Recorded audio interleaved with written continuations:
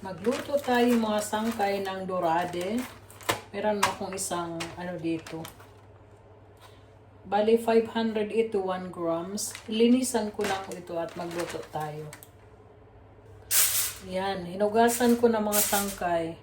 Lalagay natin ito sa foil. So sa foil. So ang paglilinis ko ng tinatanggalan ko siya dito yung mga ano niya. Yung mga ganito, oh. Kasi hindi naman din natin nakakain yan. Kaya tinatanggal ko na. Ay, tanggal. Pati yung buntot, tinatanggal ko yan. Malinis na yan dyan sa loob. Malinis na siyang, tinanggalan ko lang siya ng kaliskis at saka yung mga gilid. So, ang gagawin ko dito, anuhan lang ng yung kitchen paper para matanggal yung tubig na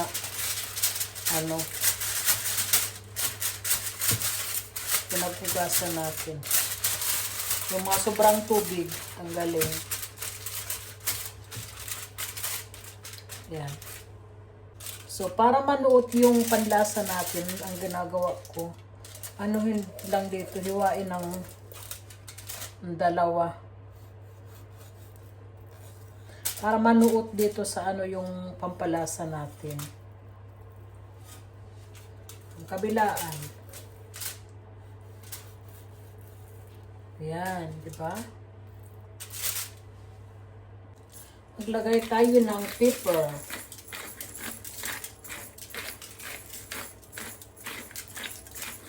So, kung maraming paprika, paminta. Salt.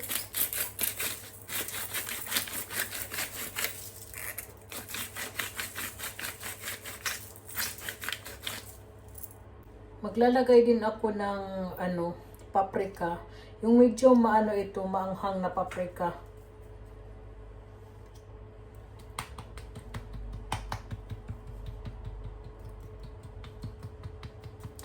Ayan. Mas medyo maanghang. Maglalagay ako ng konting olive oil. Yan.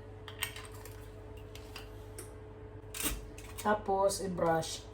Hindi din yung gamit yung kamay. Brush lang para magkalat yung kanyang. Tapos dito sa mga ano-ano niya. Yan, lagyan din natin. Ang pampalasa dito sa mga singit-singit. Pati din dito sa loob. Dito sa loob, lalagyan din.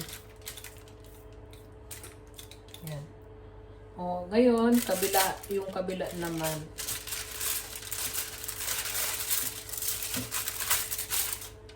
Kabilang Ganun din yung lalagay natin. Paminta. Maraming paminta.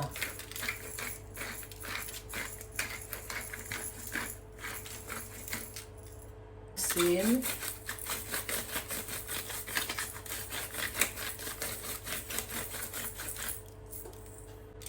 Ito yung gamit ko na asin, hindi masyadong nagaano yung aking grinder. Yan. Tapos dito naman sa sa mga gilid-gilid. Ilagyan ko muna ng paprika.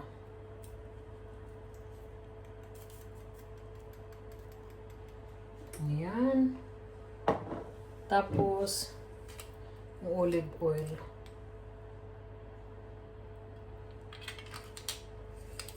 Simpleng lang. Tapos dito sa ilalim, lagyan din natin ng pampalasa sa loob. Ayan. So ngayon maglalagay ako ng sibuyas, bawang, at saka yung rosemary.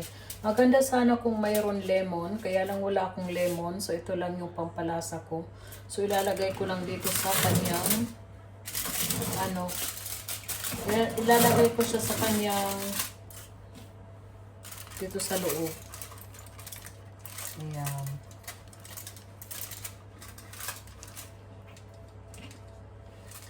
Dinurog ko yung bawang. Tapos nalagay yung sibuyas. Yan. Yung ganun lang. Madami yata. So, yan po. So, ang gagawin ko dito ay lagyan ko pa ng konti ng oil para masarap. Olive oil yung gamit ko. So, i-close ko lang yung foil para hindi masunog yung ating isda.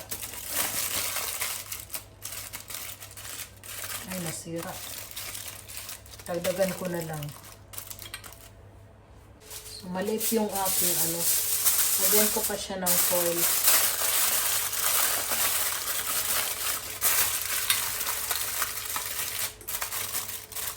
Yan. Tapos, i-bake natin ito ng 20 to 30 minutes. Kasi nakalagay doon sa nakalagay 20 minutes. Kasi na ito, hindi siya masyadong fresh. Hindi niluto na siya ng konti. Yan, preheated na 180 degree. 20 to 30 minutes. So, luto, 35 minutes ko na ito niluto. Tingnan natin. So, mainit pa. Sobrang init.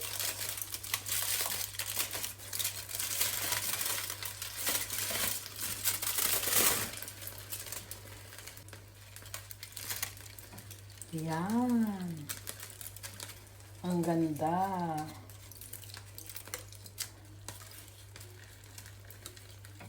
So, try natin mga langga. Inano ko lang ito. Decoration ko lang yan kasi pinacturan ko. So, tingnan natin kung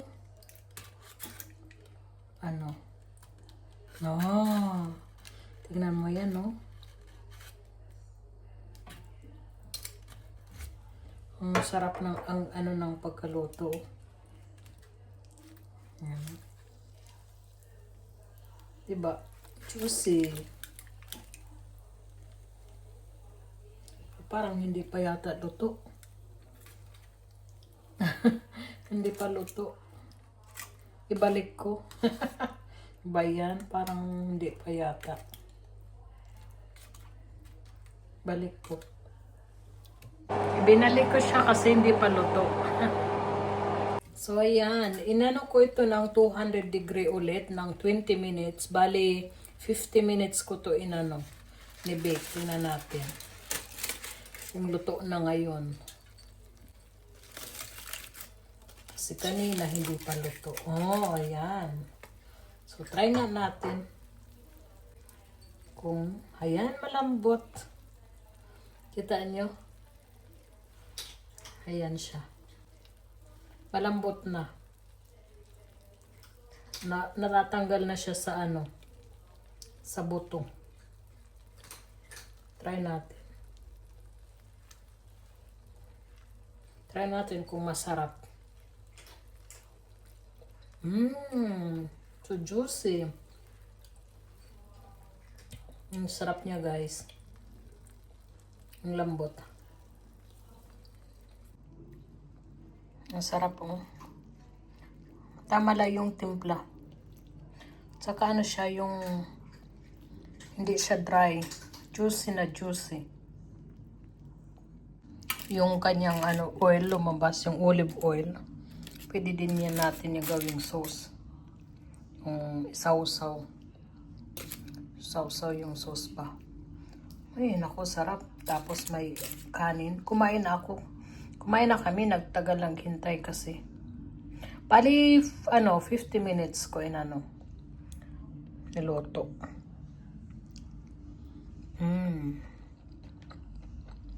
So, ayan guys. Parang gusto ko talaga ipakita sa inyo yung yung fish. Tapos, samahan ng rice. Kumain ako pero kakain ako ulit para sa inyo.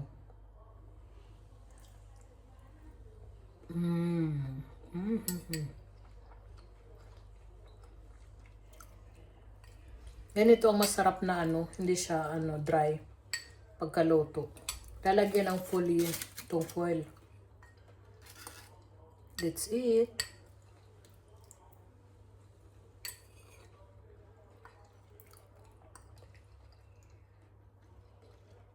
Thank you guys for watching. Bye-bye. Hindi ko pa pala naipakita sa inyo yung loob. Yan yung loob niya. Yung nilagay natin na sibuyas, bawang at saka rosemary.